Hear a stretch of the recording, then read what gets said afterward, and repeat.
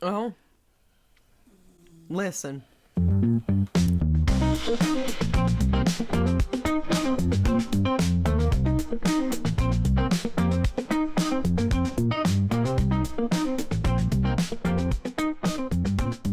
Today,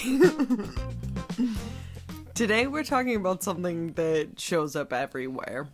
In partnerships, in families, in workspaces. The idea, or maybe it's more of the unspoken expectation that there's gotta be a strong one in the room. And A strong one, huh? Yeah. Is that the one that holds it together when everyone else falls apart? That person? yeah. The one who doesn't ask for help? The one that people lean on. But who doesn't always get leaned back into? Actually, That. don't go too far with that, because actually that sounds delicious to me. That role can look like power, but it often comes at a cost. It does. Yes. Yes. And here's the thing. The strong one isn't always the loudest person.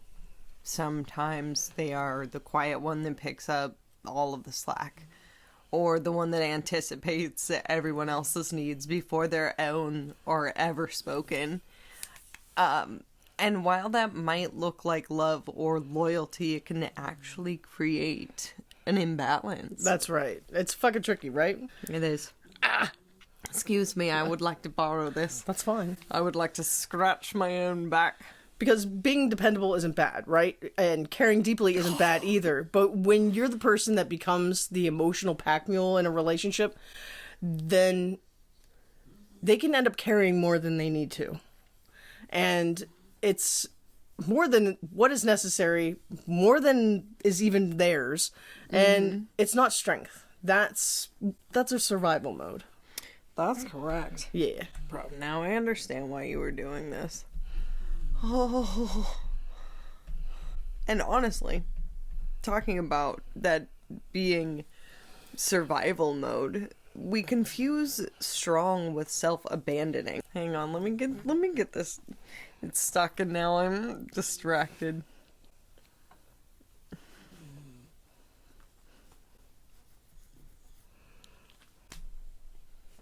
Pull up. Thank you. You're welcome.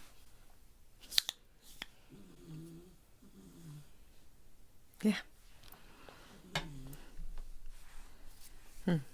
Yes.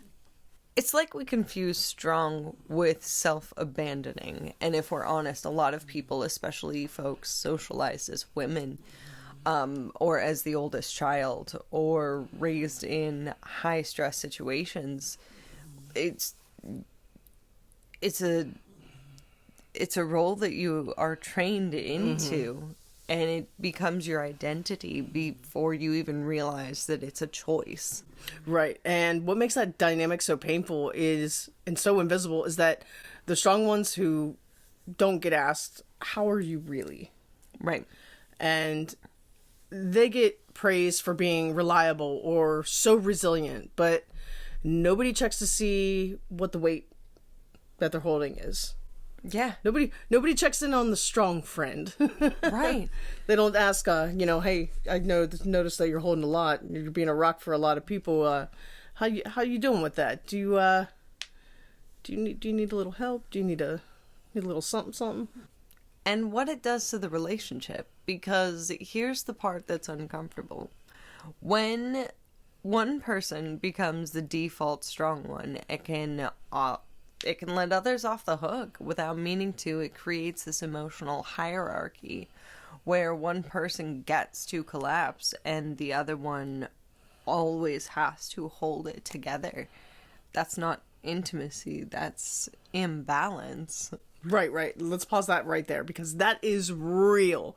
When we talk about the strong one, we're also talking about roles that the whole system buys into, right? The strong one gets their value from being needed, and then the other person maybe unintentionally gets to avoid their own growth and their own accountability because of that. Right. And if honestly, I think that's a trap. Yeah. Like, it's unfair to both people. So, thusly, because the strong one starts to feel unseen, inevitably, there is resentment that begins to grow. Like, if I don't keep it together, everything will fall apart. And then the other person, if they don't get challenged to step into their own emotional adulthood, so they are simply stunted, and it can't hold up, you know? So, Oh, how do we name it? How do we shift it? yes. Yes, well, first,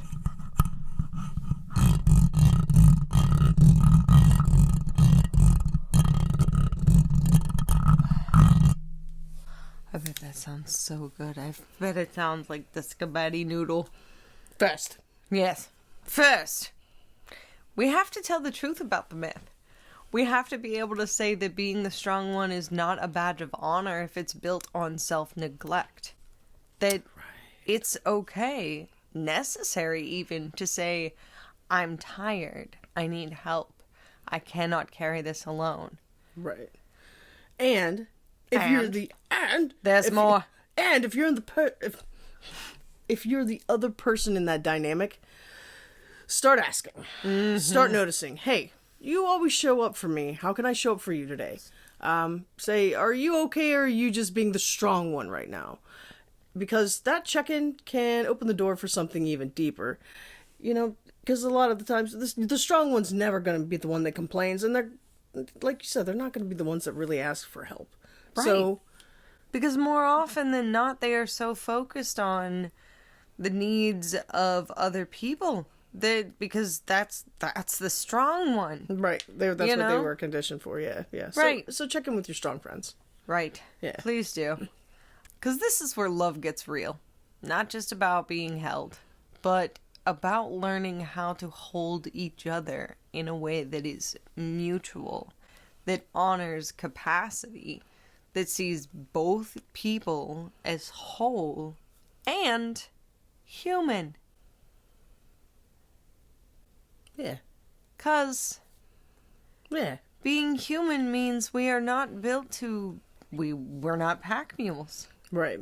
You know what I mean? We cannot carry ridiculous amounts of shit. And that trauma, just past relationships, just shit that doesn't serve us anymore. Physical things, spiritual things, whatever, beliefs.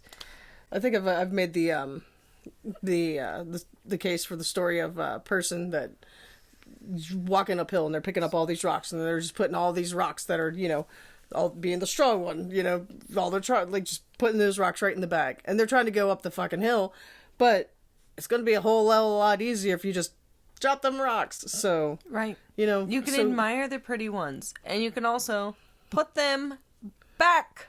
Right. Put it back. You don't need to carry everybody through life. Don't. You're not Captain Save-A-Ho. Correct. So stop. Correct. And here's what I'll say about that. Yeah. For all you strong ones listening. I'm sorry, I didn't talk like that. So for all you strong ones out there that are listening to this, you don't have to earn love through endurance. You don't. Okay? You don't have to bleed quietly to prove that you're worthy. Let yourself be soft. Let yourself need. What's really cool is sometimes you get to watch things happen in real time, and sometimes people are aware that it's happening in real time. Healing. I'm doing just that. Honestly, it is letting go of the strong one. I'm learning that within our dynamic that because we both have that personality of the strong one. Right. Which makes it such an interesting dynamic. Because we're both like, I'm gonna keep going.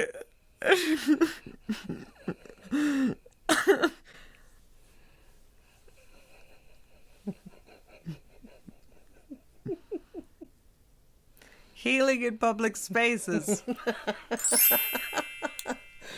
Have you ever had to do that? Yeah. Yeah, I actually have quite frequently. Yeah. And honestly, to be able to experience that and to share that with the intention of it's okay for however it looks. It is messy. It is a little bumpy, you know, and it is whatever we want it to be. And like I appreciate that it's ours, because that's really cool. It is. Yeah, so thank you for witnessing me. Thank you for witnessing me. We don't have cans of spray paint that we're gonna do across our mouths or anything. Yeah! No. But there's more. yes, let yourself be known. Yeah. Let yourself be known. And it's okay if you need help. It's okay to say, I'm not doing so hot. I could actually use a timeout right now.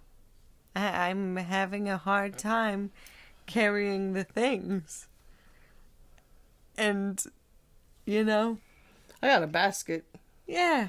Yeah. Put it in the basket. Put it in the basket. It gives me all the fucking serotonin. Yeah. Yeah. Like bean. Bean! I think we're gonna wrap it up on that end. Yeah. So this might be one of those episodes that it could stir a little something up. So take your time and check in with yourself. Maybe ask, where did I learn to be the strong one? And what it might feel like to set some of that down. You should Put it do down. that. Yeah, Put it down. It feels so much better. I promise it does. I am experiencing that relief. One stone at a time. Put Brick. it down. Put it down. One brick at a time. Whatever I'm carrying. Doesn't matter. Bricks, stones, sticks, and bones. Yeah. Yeah, honestly, that about sums it up, truly. Set it down! Yeah. We probably should.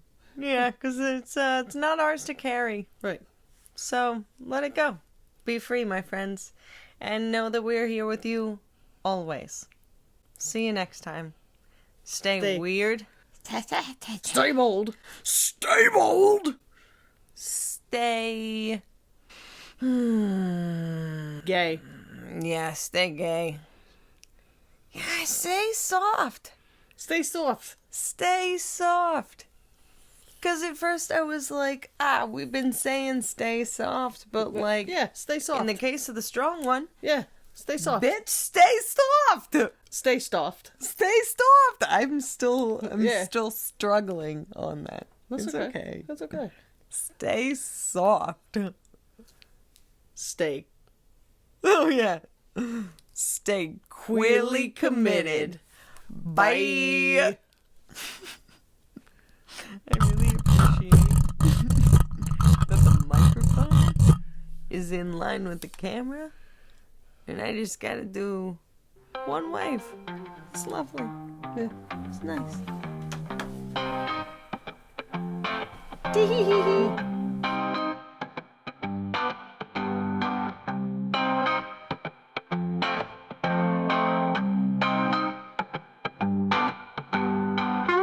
Thanks for tuning into this week's episode of Queerly Committed. Don't forget to subscribe, leave a review, and share this with someone who could use a little communication upgrade. And as always, keep vibing, stay real, and we'll see you next time.